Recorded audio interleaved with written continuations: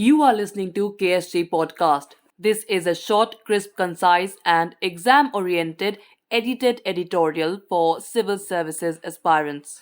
The source for the content is Kamal Sifal's article for the Indian Express titled Critics of Foreign Policy.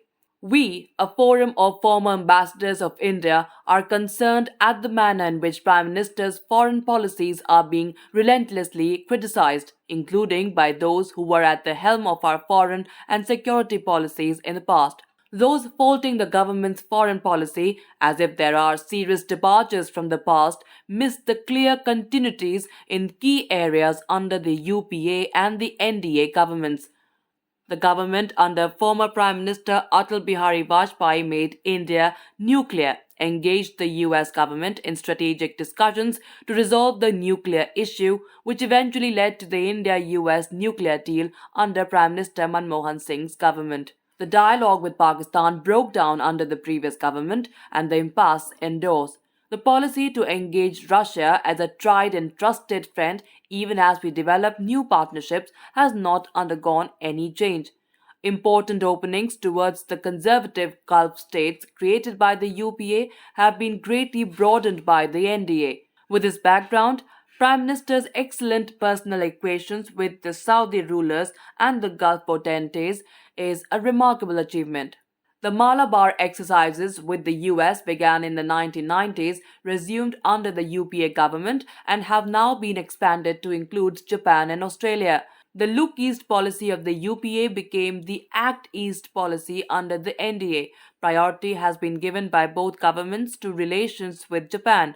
The Indo-Pacific concept was first formulated by former Prime Minister Shinzo Abe in his speech to India's parliament in 2007, has been in the air in the years that followed and has evolved under the NDA. The present government has paid far more attention to its neighbors than the previous government, with Prime Minister Modi making frequent visits to their capitals. It has focused far more than its predecessor on maritime security in the Indian Ocean and on acquiring the required capabilities to better ensure this. A major maritime partnership has been established with France in the Western Indian Ocean. Access to naval bases in the Gulf is now available to the Indian Navy.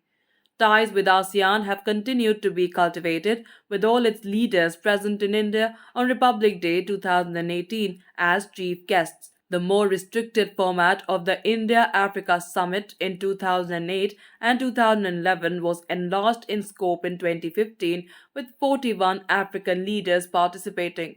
With the European Union at the 16th India EU Leaders Virtual Summit in May, when all the 27 leaders were present, it has been agreed to resume negotiations blocked since 2013 on a free trade agreement, an investment agreement, and one on geographic indicators. Separately, an enhanced trade partnership agreement has been signed with post-Brexit UK. China is not just another neighbor, it is a powerful adversary that has, over decades, sought to undermine Indian interests at every turn. Any peace with China would be tenuous, lasting only as long as China wishes it to last. That China has wrecked the existing border agreements and the basis on which the relationship is being managed since 1988 presents us with a continuing challenge, more acute as China becomes stronger and its ambitions become grander. The gloss that is being put on China's global ambitions is puzzling. It is argued that China is ready to take center stage, not to build a different world order, but to redefine the existing order and improve it. That anything outside that is dangerous and that China is open to negotiation. This is reducing the threat China poses to the international order to mere semantics, ignoring the hard geopolitics and hegemonic ambitions at play. China, it is being claimed, merely wants a division of the world between the great powers. Would this mean that China is willing to divide Asia between China and India? That is, accept two tigers on the same mountain? Or is it a tacit support for a G2 to which India should reconcile?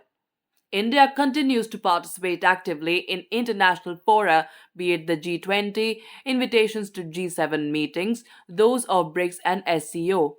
It has initiated the International Solar Alliance and the Disaster Resilient Infrastructure Coalition, taken a leadership role in climate change negotiations in lieu of a defensive position, reinvigorated ties with Europe, defined the Indo Pacific concept in accordance with our vision, calibrated the strengthening of the Quad, and launched new initiatives in the Indian Ocean area. To say we are convinced we are unique and exceptional and do not need the world is empty criticism.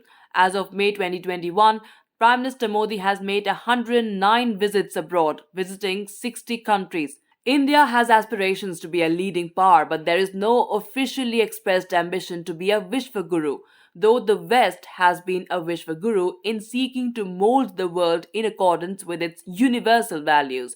That India seeks to change the world, get revenge, gain status, or to get other people to say how great we are is mocking at our aspiration to rise as a power.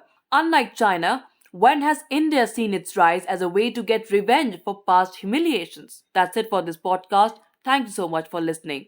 To join KSJ India courses and to crack the IELTS exam, visit ksjindia.com. You can also get a PDF of this podcast on ksjindia.com. Thanks for listening.